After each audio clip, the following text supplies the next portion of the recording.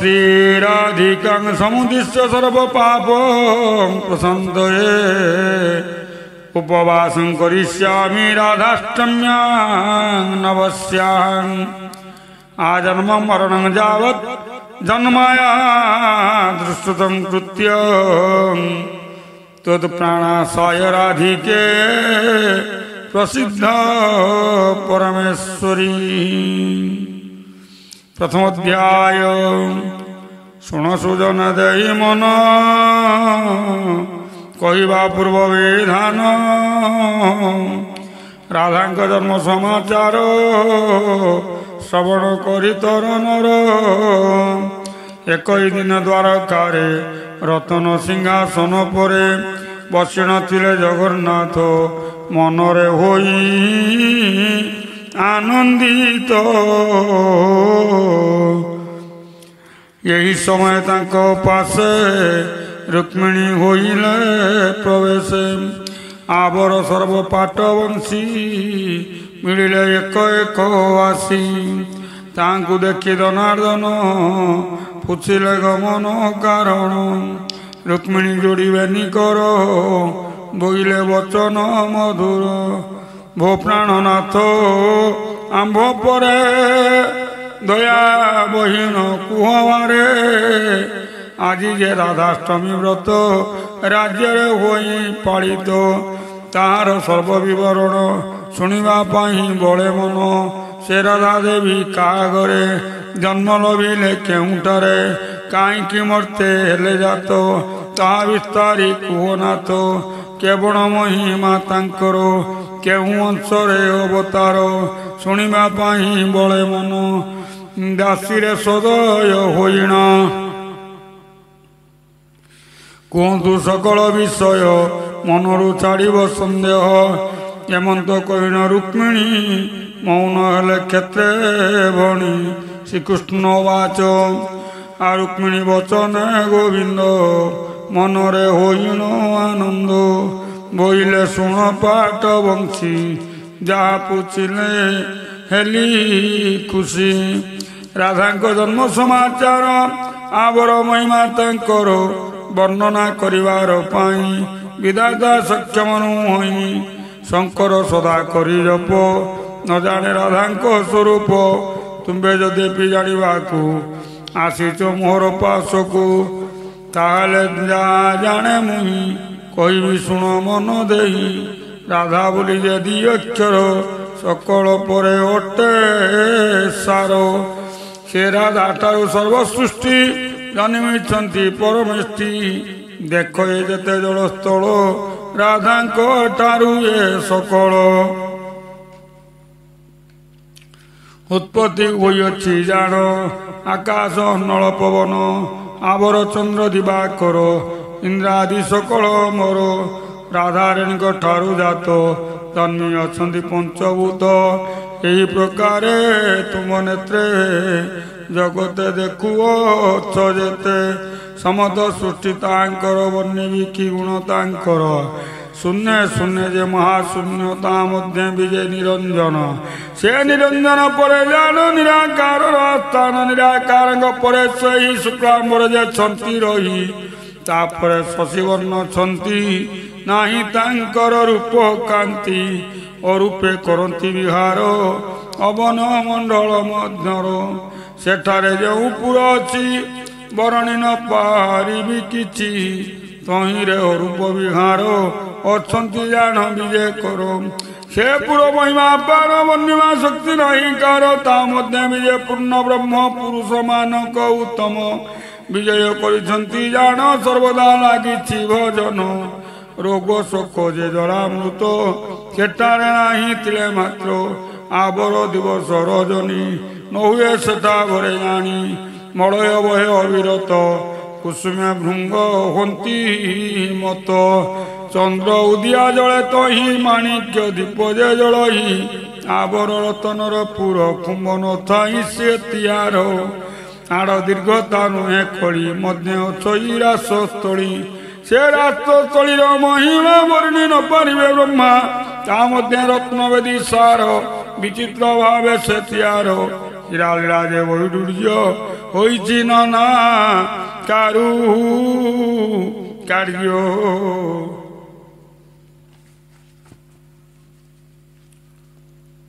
କେବଳ ବିନ୍ଧାଣୀ ତାରେ ଗଡ଼ିଛି କେବଳ ଯନ୍ତ୍ରରେ କିପରି କଷିତ ୟାର ଦେଖିଲେ ଚକ୍ଷୁ ହେବ ସ୍ଥିର। ହେମନ୍ତ ଯୋଉ ବେଦୀ ଗୋଟି ତହିଁ ବିଜୟ ପରମେଷ୍ଠି ଶୂନ୍ୟ ଆସନ ବିଜୟ କରି ଅଛନ୍ତି ଶ୍ରୀରାଧିକାଙ୍କୁ ଧରି ସେଠାରେ ଅଷ୍ଟସଖୀ ଗଣ ସେବାରେ ଅଛନ୍ତି ରହୀଣ। ଯୋଗମାୟା ଯେ ତାହାଙ୍କର ବହନ କରିଛନ୍ତି ଭାର ଅଷ୍ଟ କାଳରେ ଅଷ୍ଟସଖୀ ସେବା କରନ୍ତି ତହିଁ ଯାଇ ସାରଳା ବୀଣା ଯନ୍ତ୍ର ଧରି ବଜାନ୍ତି ଦିବସ ସରୋବରୀ ମର୍ଦ୍ଦଳ ବଜାନ୍ତି ଶଙ୍କର ଚାମର ଢାଳେ ସୁନା ଶିର। ସେହି ମଣ୍ଡଳ ଅଧିକାରୀ ଅଟନ୍ତି ଶ୍ରୀ ରାଧା ସୁନ୍ଦରୀ ଏକଇ ଅଙ୍ଗେ ନିଜନ ଖେଳନ୍ତି ମହାନିତ୍ୟ ଜାଣ। ତାଙ୍କ ଦର୍ଶନ ନିମନ୍ତେ କେତେ ଭାବି ହୃଦଗତେ ଥକାଏ ଦୂର ଛନ୍ତି ଯାଇ ପାବଚ ତଳେ ଛନ୍ତି ରହି ଜପି ତପି ଯେ ସୁରଗଣା ଦର୍ଶନ ଆସରେ ଯାଇ ଅର୍ଦ୍ଧ ପଥରେ ରହିଛନ୍ତି ଯିବାକୁ ଆଦେଶ ନ ପାଆନ୍ତି ହେମନ୍ତ ଯୋଉ ରାଧାରାଣୀ କହିବି କିସ ତାଙ୍କ ବାଣୀ। ୟା କବିନ ଧନାର୍ଦନ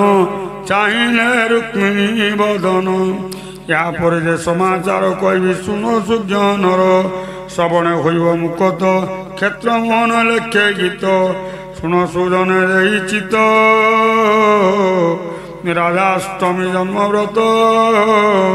श्रवण करिले वर्ण कर्णरे पशिब वैकुंठपुरे पालन करिबे जे जन कही नुह ता पुण्य।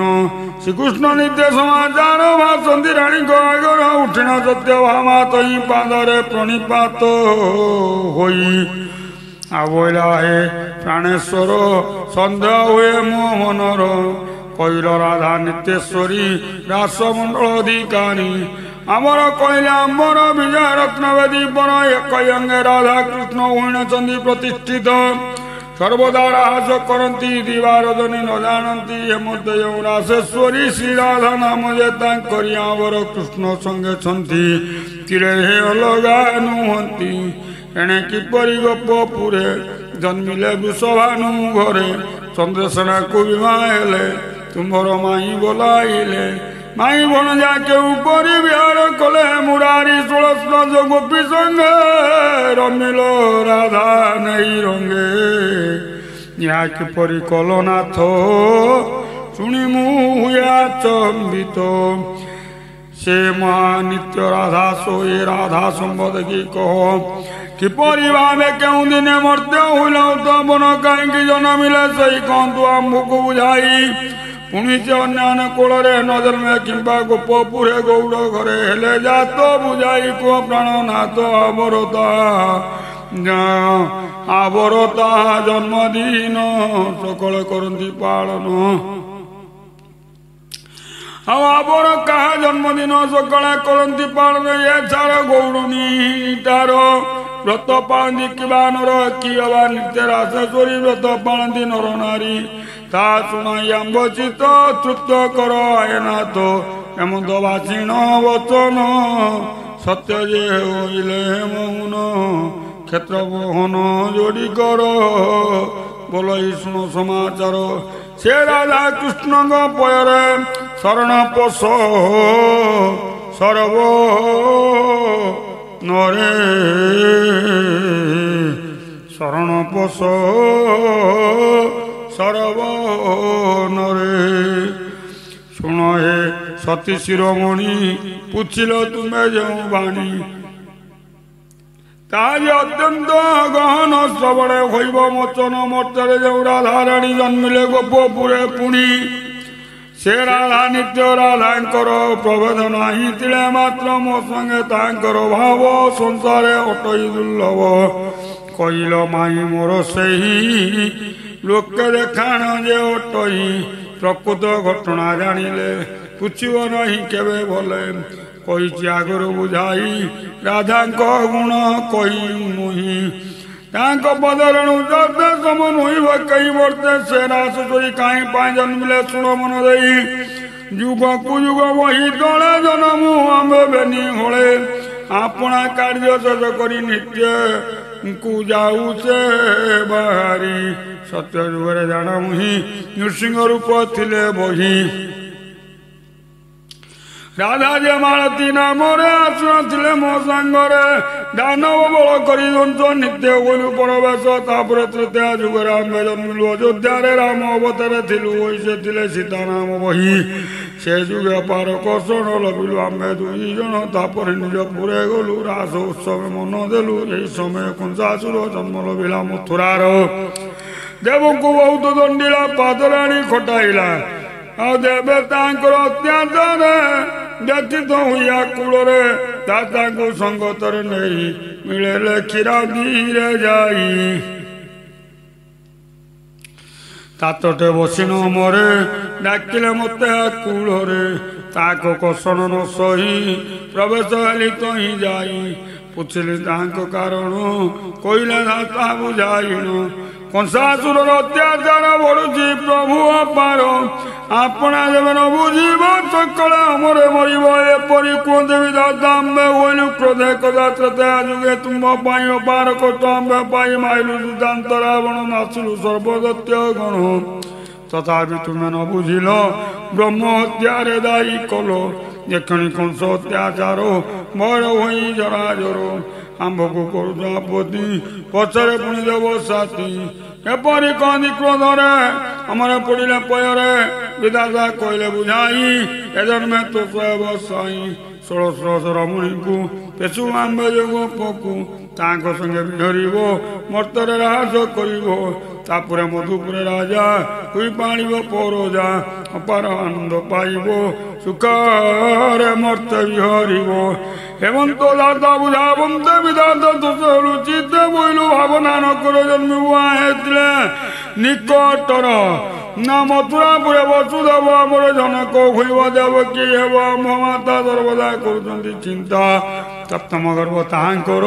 ସେ ଦୁଷ୍ଟ କରିବ ସଂହାର ଅଷ୍ଟମ ଗର୍ଭେ ଆମେ ଯାଇ ଜନ୍ମିବୁ ବନ୍ଦୀ ଘରେ ତହିଁ ନା ବଢ଼ିବୁ ନନ୍ଦର ମନ୍ଦିର ଯଶୋଦା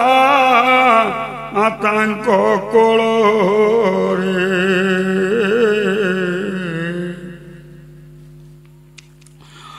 ଆଉ ଅନନ୍ତ ଆମ୍ବ ସଙ୍ଗେ ଯିବେ ବଳରାମ ସେ ବୋଲାଇବେ ତାପରେ ଦାନବ ବଳଙ୍କୁ ବିନାଶି ଫେରିବୁ ପୁରକୁ ଏମନ୍ତ କହି ସେ ନାମରେ ବିଜୟ କଲୁ ନିଜ ପୁରେ ରାଧାଙ୍କୁ ଗୋଟି ଗୋଟି କରି କହିଲୁ ସକଳ ବିଚାରି ତା ଶୁଣି ରାଶେଶ୍ୱରୀ ଦୁଃଖେ କହିଲେ ଆମର ସମୀପେ ଏ ପ୍ରାଣନାଥ ଦୟା ବହି ଦାସୀକୁ ସଙ୍ଗେ ଯାଆନ୍ତୁ ନେଇ କାୟାକୁ ଛାଡ଼ି ଦଣ୍ଡେ ମାତ୍ର ଛାକି ହୋଇବ ବଞ୍ଚିତ ତେଣୁ ଜଣାଏ ଶ୍ରୀପରେ ମତେ ନିଅନ୍ତୁ ସଙ୍ଗତରେ ସେବା କରିନ ଦିନ ନେବି ପୁନଃ ସଙ୍ଗତେ ଫେରିବି ଆବରକ କଥା ମୋର ଅନାଥ ପଡୁଛି ମନର ଦିନେ ତୃତୀୟ ଯୁଗେ ମୁହିଁ ଅନ୍ନ ପଡୁଥିଲି ତହିଁ ନର ବାନର ଋଷି ଦେବ ଏକତ୍ର ଭୁଞ୍ଜିଲେ ତରବ ଏ କାଳ ମୋ ପ୍ରିୟ ବାର୍ତ୍ତା ଯାହାର ନାମ ହନୁମନ୍ତ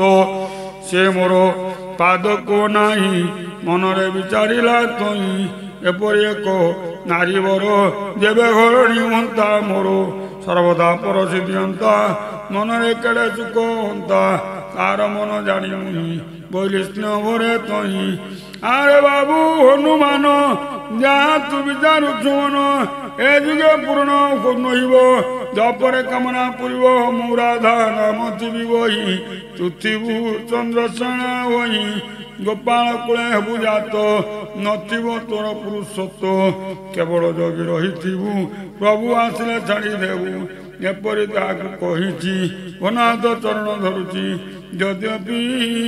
ସଙ୍ଗରେ ନ ନେବ ମୋ କଥା ଅନ୍ୟଥା ହୋଇବ ଆବର ଛାଡ଼ି ଖେଳ ମାତ୍ର ଦାସୀ ନହିବ କି ବଞ୍ଚିତ ଏପରି କହନ୍ତେ ବୁଝାଇ ଦାଦାକୁ ଆଶ୍ୱାସନା ଦେଇ ବୋଇଲୁ ଆମ୍ବେ ହାସି ଦୁଃଖ ନ କର ଶୁଭ୍ର କେଜି ଆମ୍ବ ସଙ୍ଗତେ ତୁମେ ଯିବ ମର୍ତ୍ତରେ ଇଳାରମ୍ଭିବ ଏହା କଣ ସାତ ସାତ ତାଙ୍କୁ ପଠାଇଲୁ ମର୍ତ୍ତେ ବୋଇଲୁ ଆଗେ ତୁମେ ଯାଅ ଆମ୍ଭକୁ ଅନାଇନ ରୁହ ବୃଷଭାନୁ ଯେ ବହୁଦିନୁ ମେଲାଣି କରୁଛି ବାଜନ ତାର ପୁତ୍ର ପୁତ୍ରୀ ନାହିଁ ଅଛି ଯେ ସର୍ବପଥେ ଚାହିଁ ବନୁ ତା ଘରେ ଯାଇ ପ୍ରବେଶ ହୁଅ ଚାନ୍ଦ ମୁହିଁ ହେମନ୍ତ କହି ସେଇ କ୍ଷଣ ବେଚିଲୁ ତାକୁ ବର୍ତ୍ତମାନ ଭାଦ୍ର ମାସରେ ଅଟଇ ଶୁକ୍ଳ ପକ୍ଷ ଥିଲା ହୋଇ ଅଷ୍ଟମୀ ତିଥି ମଧ୍ୟ ଜାଣ ରବିଙ୍କ ବାର ଯେ ପ୍ରମାଣ ଅନୁରାଧା ଯେ ନକ୍ଷତ୍ରରେ ଦିବସ ମଧ୍ୟାହ୍ନ ଭାଗରେ ମର୍ତ୍ତ୍ୟକୁ ଗମନ କରିଲେ କାଳନ୍ଦ ପ୍ରବେଶିଲେ ବାଳିକା ରୂପ ହୋଇ ତହିଁ ପଦ୍ମପତ୍ରେ ଗଲେ ଶୋଇ ସେଦିନ ଶୁଭ ଗ୍ରହମାନ ରହିନଥିଲେ ଉଚ୍ଚସ୍ଥାନ ଆଉ ବିହୁ ଲଗ୍ନରେ ଆଦ୍ୟ ଭାଗ ବୃହସ୍ପତିଙ୍କ ଶୁଭ ଯୋଗ ରାଧା ହୋଇଲେ ଆବିର୍ଭୂତା ଆସୁଣତା ପୁରାଣ କଥା ସେ କାଳେ ବୃଷଭାନୁରାୟ ସୈନ୍ୟ ସାମନ୍ତଙ୍କର ସହ ମୃଗା ଲାଗି ଯାଉଥିଲେ କାଳନ୍ଦୀ କୂଳରେ ମିଳିଲେ ସେ ହ୍ରଦେ ବହୁ ପୁଷ୍ପ ପଦ୍ମ ପୁଷ୍ପ ଫୁଟିନ ଚଟେ ସୁବାସ ନୀଳ ଧବଳ ପୁଷ୍ପ ଧରା ପୈଣ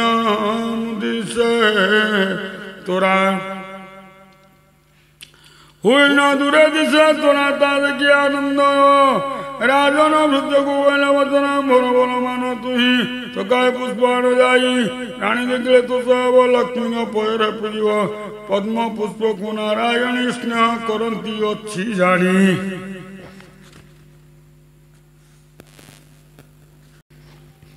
ହେମନ୍ତ ରାଜନ କହନ୍ତେ ଭୃତ୍ୟ ଚଳିଲେ ପାଞ୍ଚ ସାତ କାଳନ୍ଦୀ ହ୍ରଦରେ ପଶିଲେ ଥକାଏ କୁସୁମ ତୋଳିଲେ ଏହି ସମୟ ଜଣେ ବୃଦ୍ଧ ନିରେଖି ଦେଖିଲା ସେ ନେତ୍ର ଏକଇ ନୀଳ ପଦ୍ମ ପରେ ଶିଶୁ ଶୋଇଛି ନିରନ୍ତରେ ତା ଦେଖୁ ଯଦି ପ୍ରକାଶୀ ଆଉ ନିନ୍ଦା କରଇ ରବି ଶଶୀ ଏହା ଦେଖିନା ସେଇ ବୃଦ୍ଧ ଆନନ୍ଦେ ନା ହୋଇଲେ ପୁଲ କି ତନୁପତି ଆସନିଧିକୁ ଯାଇ କହିଲେ ସମସ୍ତ ବୁଝାଇ ଶୁଣା ଆନନ୍ଦ ନରନାଥ ବୃତ୍ତକୁ ବୋଲେ ତଦନ୍ତ ଶେଷୁ ଅଛି କେଉଁ ତାନେ ଦେଖାଉ ମୋତେ ନେଇ ବହନେ ନ୍ୟାୟ କହନ୍ତେ ନୃପବର ବୃତ ନେଇ ଚଳିଲା ବ୍ରତର ଜଳରେ ପଶି ନରନାଥ ଥକେ ଦୂରେ ଜାଣତେ ବୋଧ ଦେଖିନା ନୟନରେ ଚାହିଁ ଅପୂର୍ବ ଜ୍ୟୋତି ପ୍ରକାଶ ହୋଇ ଏକଇ ପଦ୍ମ ପୁଷ୍ପ ପରା ବାଳିକା ଶୋଇଛି ଶାନ୍ତିରେ ଦେଶ ନେଇରାର କହ୍ନାଇ ସେମନ୍ତ ରୂପ ଶୋଭା ପାଇ ୟା ଦେଖିଣ ନରନାଥ ମନରେ ହୋଇ ଆନନ୍ଦିତ ସେ ଶିଶୁ ପାଶରେ ମିଳିଲେ ପୁଷ୍ପ ମଧ୍ୟରୁ ନା ତୋଳି ନେଲେ କୋଳରେ ବସାଇ ଆନନ୍ଦରେ ପ୍ରବେଶ ହୋଇଯାଇ ପଡ଼ିଲେ ସେ ବେଳେ ବୃଷଭାନୁଙ୍କର ଆନନ୍ଦ ନ ଧରିଲା ଘର ଦରିଦ୍ର କୁଟିନିଧି ପାଇ ଯେମନ୍ତେ ଆନନ୍ଦ ହୁଏ ଅନ୍ଧ ପାଇଲେ ଚକ୍ଷୁଦାନ ଯେସନେ ହୁଏ ତାର ମନ ସେଇ ପ୍ରକାର ନରସାଇ ନାଚିଲେ କନ୍ୟା ମୁଖ ଚାହିଁ ସତେକି କୋଟି ଦିନ ନାଥ ହୋଇଛି ତାଙ୍କ କରଗତ ହେମନ୍ତ ପୁଣି ନରସାଇ ଫେରିଲେ ମୃଗିଆକୁ ନ ଯାଇ ଆଉ ନବର ପ୍ରବେଶ ହୁଇଲେ ରାଣୀଙ୍କୁ ତୁଆଇ ଡାକିଲେ ବୋଇଲେ ଆସ ଆସ ସହି ଅମୂଲ୍ୟ ରତ୍ନ ଅଛି ପାଇ ତାକୁ ପାଇବା ନିମନ୍ତେ ବାରଦ କଲେ ସାଇ ବନ ଅଛି ଯାଉ ନାହିଁ ଯତ୍ନ କରି ତାକୁ କରି ପ୍ରତିପାଳ ଲଭିବ ବହୁ ପୁଣ୍ୟ ଫଳ ହେମନ୍ତ ରାଜାଙ୍କର ବାଣୀ ଶୁଣି ଆସିଲେ ଧାଇ ରାଣୀ କନ୍ୟାକୁ ଦେଖୁ ଦେଖୁ ନେତ୍ରେ ଅତି ଆନନ୍ଦିତ ଶୋଚିତେ କୋଳକୁ ସ୍ନେହ ତୋଳେ ନେଇ ଲଲାଟେ ଚୁମା ଦେଲେ ଛାଇ ସେ ବେଳେ ଆନନ୍ଦ ତାଙ୍କର ବର୍ଣ୍ଣୀନ ହବ ମୁଖର କନ୍ୟାର ରୂପକୁ ନିରେଖି ଚାହିଁଲେ ରାଣୀ ହେଲେ ସୁଖୀ ଚନ୍ଦ୍ର କିରଣ ପ୍ରାୟ ଜ୍ୟୋତି ନିର୍ମଳ ସମକାନ୍ତି କୋଟିଏ ରତି ହେଲେ ମେଳ ସମନ୍ୱୟ ପାଦ ତଳ ଆବର ବହୁ ଶୁଭ ଚିହ୍ନ କନ୍ୟାର ଦେହ ବିଦ୍ୟମାନ ଦେଖି ଚଞ୍ଚଳା ଚତୁରୀ ଆସିକି ବୋଲେ ହକାଣି আসল আসল বহন মোরত্নে করাও মার্জন ପଦ୍ମବନରୁ ଅଛି ପାହି ରାଧିକା ନାମ ଦେବି ମୁହିଁ ହେମନ୍ତେ ମହାଦେବୀ ବାଣୀ ଶୁଣି କଣ ତରୁଣୀ କନ୍ୟା କୁମାର୍ଜନ କରାଇ ରତ୍ନ ଦୋଳିରେ ଦେଲେ ଶୋଇ ରତ୍ନ ଚାନ୍ଦୁ ଆଣିଲେ ଯତନ ଉପରେ ଟାଣିଲେ ଉତାନ ସାଇ ହୋଇ ବାଳି ଶୋଇଲା ଚଞ୍ଚଳା ଦୁର୍ଲାଳି ମଳମୂତ୍ର ଯେ ତାର ନାହିଁ କ୍ଷୀର ନିରଚନ ଛୁଇଁ ତା ଶୁଣି ଚକଳ ଗୋପାଳେ ଗୋପୀଙ୍କ ସହ ହୋଇ ମିଳେ ନାନାଦି ଉପଚାର ମାନ ଜ୍ଞାନୀ ମିଳିଲେ ସେ ବହୁନ କନ୍ୟାକୁ ଦର୍ଶନ ମାତ୍ରେ ଆନନ୍ଦ ହେଲେ ସର୍ବେ ଚିତ୍ତେ ତାପରେ ରାଜା ତୋଷ ହୋଇ ନା ଭଣ୍ଡାରେ ମାନ ଖୋଲି ଦେଇ ଦୁଃଖୀ ଦରିଦ୍ର ବ୍ରାହ୍ମଣକୁ ଡକାଇ ଆପଣା ପୁରକୁ ବହୁତ ଧନ ଦାନ ଦେଲେ ଯେ ଯାହା ଇଚ୍ଛା ମତେ ନେଲେ।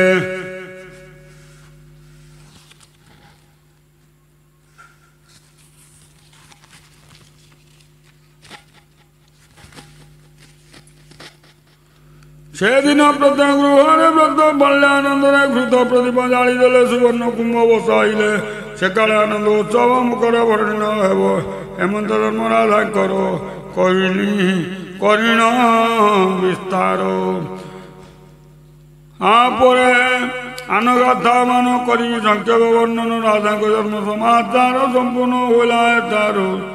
ତୁମ୍ଭେ ଯେଣୁ ମୋ ପ୍ରିୟବତୀ କହିଲି ଶୁଣ ହେ ସତୀ ଏମନ୍ତ କହି ନାରାୟଣ ବସିଲେ ମୌନ ହୋଇଣ ଅଧମ କ୍ଷେତ୍ର ଯୋଡ଼ି କର କହି ମୋ ଦୁଃଖ ନିବାର ସତ୍ୟଭାମା ଯୌନାଥ ନମୁଛି ପୟରେ ସଞ୍ଚୟ ରହିଲା ମନରେ ରାଧା ମର୍ତ୍ତେ ନେଲାଥ ନ ଖାଇ ବଞ୍ଚିଲେ କେମନ୍ତ ତାପରେ କେଉଁ ପ୍ରକାରେ ପରିଣଲେ ଚନ୍ଦ୍ରସେନାରେ ସେଉ ରାଜାକୁ ବିବାହ ହେଲା କିମ୍ପାଇଁ ମିଳନ ନଇଲା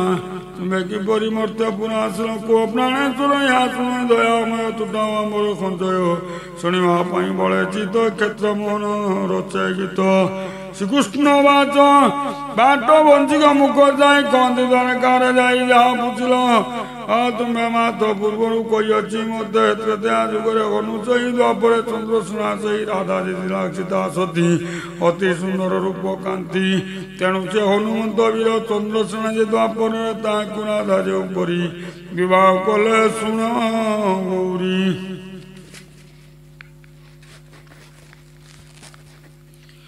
ବୃଷଭାନୁଙ୍କ ଗୃହେ ସତୀ ହୋଇ ଅଛନ୍ତି ଶିଶୁମୂର୍ତ୍ତି କୌଣସି ଖାଦ୍ୟ ନ ଛୁଅନ୍ତି ବଚନ କାରଣ ବାଜନ୍ତି ମୋହର ପାଦେ ମନ ଦେଇ ରତ୍ନ ଦୋଳିରେ ଥାନ୍ତି ଶୋଇ ଏମନ୍ତ ବହୁ କାଳ ଗଲା ଦୋଳିରୁ ସତୀ ନ ଉଠିଲା କଟିଲା ନାହିଁ ବାଲ୍ୟ ଭାବ ବଚନ ନ କହିଲେ ଲବ ଏହା ଦକ୍ଷିଣ ରାଜା ରାଣୀ ଅପାର ଦୁଃଖ ଦେଲେ ପୁଣି ବହୁ ପ୍ରକାର ଚେଷ୍ଟା କଲେ ତାକୁ ହୁଞ୍ଜାଇ ନ ପାରିଲେ ଶୁଣି ନ ପାରିଲେ ବଚନ ଦୁଃଖରେ କଟାଇଲେ ଦିନ ଏହାପରେ ଏକ ଦିନ କରେ ମିଳିଲେ ତାଙ୍କ କୁମର ତାହାକୁ ଦେଖି ନରନାଥ ପାଦରେ ହୋଇ ପ୍ରଣିପାତ ରତ୍ନାସନ ବସାଇଲେ ସମସ୍ତ ବର୍ଣ୍ଣନା କରିଲେ ଆଦ୍ୟଠୁ ପ୍ରାନ୍ତ ଯାଏ ପୁଣି ବାଚିଲେ ସର୍ବନର ବଳି ଶୁଣି ନାଥ ହଜି ହଜି କରେ ରାଜାଙ୍କୁ ସ୍ୱାଜି ତୁମ ପରାୟ ସୌଭାଗ୍ୟବାନ ନାହାନ୍ତି ତିନି ଭୁବନ ସ୍ୱୟଂ କମଳା ତୁମ ପୁରା ଅଛନ୍ତି ସନ୍ତତ ଭାବରେ ପରମ ବ୍ରହ୍ମଲୟ ରଖି ଶୋଇ ଅଛନ୍ତି ପଦ୍ମମୁଖୀ ଯେବେ ଜନ୍ମିବେ ନାରାୟଣ ତୁଟିବ ତୁମର କଷଣ ଫିଟିବ ଦେବୀଙ୍କର ମୁଖ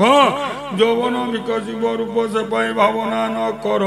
ବଢିବ ସୁପୁଣ୍ୟ ପାର ଏହା କହିନ ଦାଦା ସୁତ ରାଜାଙ୍କୁ କହିଲେ ତଦନ୍ତ ଶୋଇଛି କନ୍ୟା ଯେଉଁଠାରେ ଦେଖା ନାହିଁ ମତେ ଥରେ ମାତ୍ର ମୁଁ କହୁଅଛି ଚେତାଇ ମତିବା ଯାଏ ତହିଁ କେହି ନ ଯିବେ ଜାଣ ଜଣେ ମାତ୍ର ତୁମେ ବି ନ ଯିବଟି ସେ ତ ଏମନ୍ତ କହିଲ ଦେବର୍ଷି ଗୃହ ଭିତରେ ଗଲେ ପଶି ନିରନ୍ତରେ ଦିବ୍ୟ ଜ୍ୟୋତି ଯାକୁ ତାର ଚଟି ବିକାଶ ପୁର ଦକ୍ଷିଣ ନାରଦ ମହର୍ଷି ମନ ମଧ୍ୟରେ ଉଇକୁଜି ବହିଲେ ବିନୟ ଖୁଇନ ବାତା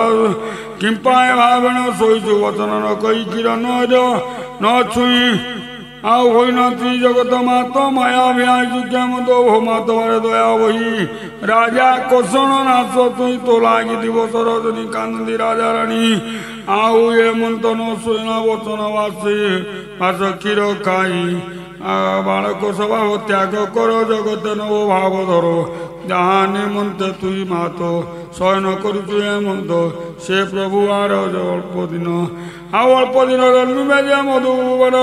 କଂସକୁ ବିନାଶିବା ପାଇଁ ଦେବକୁ ଛନ୍ତି କଥା ଦେଇ ଦେବକୀ ଗର୍ଭରେ କ୍ଷଣି ପ୍ରଭୁ ଯେ ଆସି ରହିଲେଣି ଆଉ ଅଳ୍ପ ଦିନେ ମାତ୍ର ଜନ୍ମ ହେବେ ଜଗନ୍ନାଥ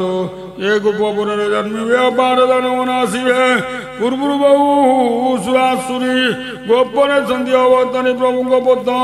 ଛନ୍ତି ଚାହିଁ ଭାବନା ତେଜେ ଚାନ୍ଦ ମୁହିଁ ତତେ ତେଜିଣ କ୍ଷଣ ମାତ୍ର ପ୍ରଭୁ କି କହିବେ ନିଶ୍ଚିତ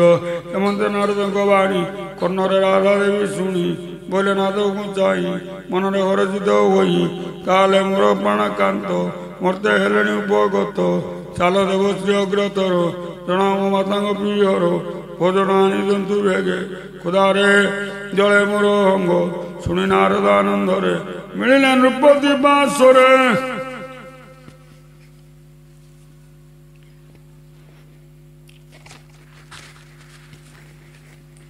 ହଁ ବୋଇଲେ ସର୍ବସମାଚାର ଶୁଣି ଆନନ୍ଦ ନୃପବନ ଚଞ୍ଚଳାଖି ଡକାଇ ବୋଇଲେ ବେଗା ସଦାଇ କନ୍ୟା ମୋହ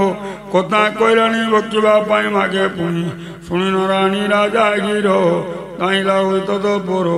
ଅପୂର୍ବ ଷଡ଼ର ସମାନ ଘେଣିନ ଧାଇଁଲେ ବହନ ଦେଖିନ ଦୋଳି ମଧ୍ୟ ବାଳି ଉଠିନ ହୁଏ କୌତୁହଳୀ ମାତା ପିତାଙ୍କୁ ଦେଖି ନେତ୍ର ରାଇ ଆସି ଦକ୍ଷିଣାତେ ମାତାଙ୍କୁ କୁଣ୍ଡାଇ ରହିଲା ହମି ଅବତନ ବାଜିଲା ଦେଖିଲା ଚଞ୍ଚଳା ସୁନ୍ଦରୀ ସ୍ୱର୍ଣ୍ଣ ଥିଲା ସେ କୁମାରୀ କ୍ଷୁଦ୍ର ବାଳିକା ରୂପ ଥିଲା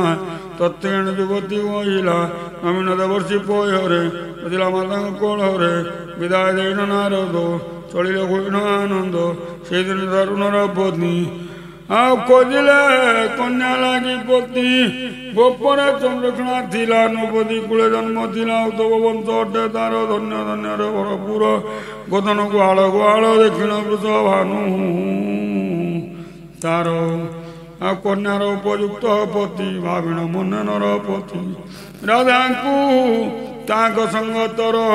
ବିବାହ କଲେ ଆଡ଼ମ୍ବର ସେ ସଂରକ୍ଷଣା ଯେ ମାତାର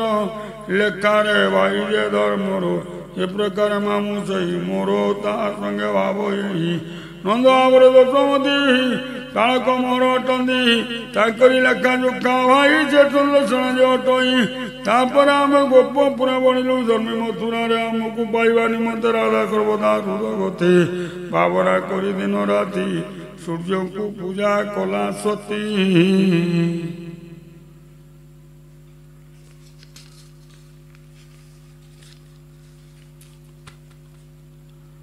ଷୋଳଶ୍ୱାସ ଗୋପୀ ମେଳେ ମତେ ପାଇବା ପାଇଁ ହେଳେ ବହୁତ ତପ କଲା ଶେଷ ଦୁଇକି ଭେଟ ହେଲା ବୃନ୍ଦାବନ ରାଜ ଗଳି କହିଲୁ ରାଧା ସହ ମିଳି ପୂର୍ବୁ ଯେ ଗୋପୀମାନେ ଜନ୍ମିଥିଲେ ଯେ ଭୁବନେ ତାଙ୍କ କାମନା ପୂର୍ଣ୍ଣ କରି ଆମ୍ଭେ ଯେ ଆସିଲୁ ବାହାରି ସେ ଖେଳା ସେଠାରେ ରହିଲା ତବ ସହିତ ଖେଳା ହେଲା ରାଧାର ଜନ୍ମ ସମାଚାର କହିଲି ତୁମ ଅଗ୍ରତର ହେମନ୍ତ କହି ଗୋପୀନାଥ ମୌନ ହେଲେ ବଣେ କ୍ଷେତ୍ର